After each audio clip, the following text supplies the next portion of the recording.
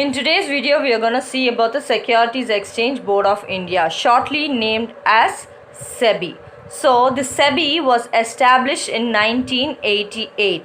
It was established as a non-statutory body. So, what is this non-statutory body? So, a non-statutory body is a body formed purely by the government's action and not by any law. So further what happened was on 12th May 1992 it gained its statutory power.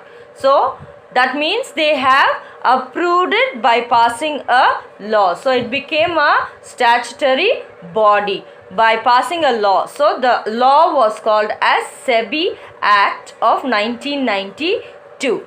So this law was passed by the Parliament. So the Parliament passed out the SEBI Act 1992 to make it as a statutory body. So since then this SEBI became an autonomous body. So autonomous body in the sense it can rule or have a control over its own actions. So the SEBI became an autonomous body. The headquarters of SEBI are located in Mumbai. Apart from that, in New Delhi, in the north, south, east and west. So, SEBI has regional offices in New Delhi, in the north, south and east and west regions. So, apart from that, we have regional offices in Kolkata, Chennai and in Ahmedabad.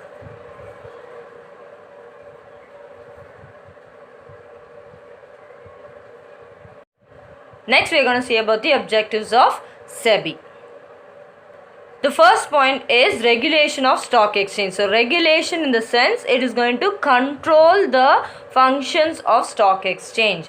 So, SEBI's main goal is going to take over or control over the activities of the stock exchange in order to make the stock exchange perform efficiently to the other parties who are operating in them. Second point is the protection to investor. So who is this investor? So investor is a person who is going to invest his money into the stock exchange. His savings which he has kept for his lifetime, he is going to bring it into the stock exchange and invest in a company. So he is called an investor. So without an investor, will the stock exchange perform? Definitely no. So an investor is very important for a stock exchange to perform. So how an investor is going to face a difficulty in stock exchange, or what kind of risk an investor is going to face is, firstly it is going to be false prospectus, that is giving false information in the prospectus of the company. So prospectus in the sense it is nothing just like the advertisement of the company. The details of the company will be given in the prospectus. So when the company adds on false information about it in the prospectus, the investor obviously depends on the prospectus of the company to invest in it. So when a company gives itself extra credibility and good, so when there is a false information in the prospectus, the investor is going to believe on it and invest in it. So the SEBI is going to save the investor from a false prospectus.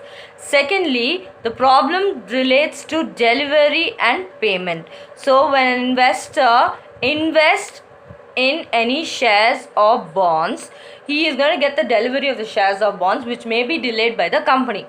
Secondly, he has to pay, and the company likewise has to pay the interest. So there may be a difficulty in the delivery and payment options. So it has to, the SEBI takes a step to safeguard these investors from these two problems. Thirdly, it is checking insider trading. So what is this insider trading? So insider trading is where the promoters and directors, mainly two people involved are promoters and directors. So these promoters and directors have a clear view on the company and they may know some confidential information about the company.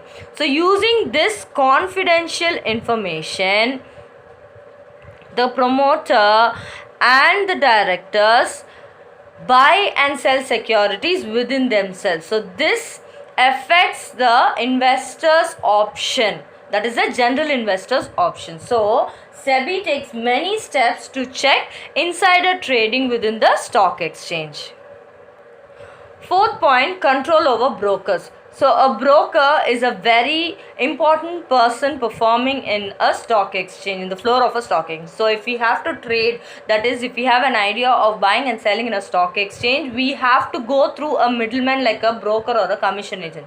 So for their own profit and making money, what the broker do is he will play his part on the investor. So in order to check him, the SEBI has taken some steps so to control over the brokers functioning.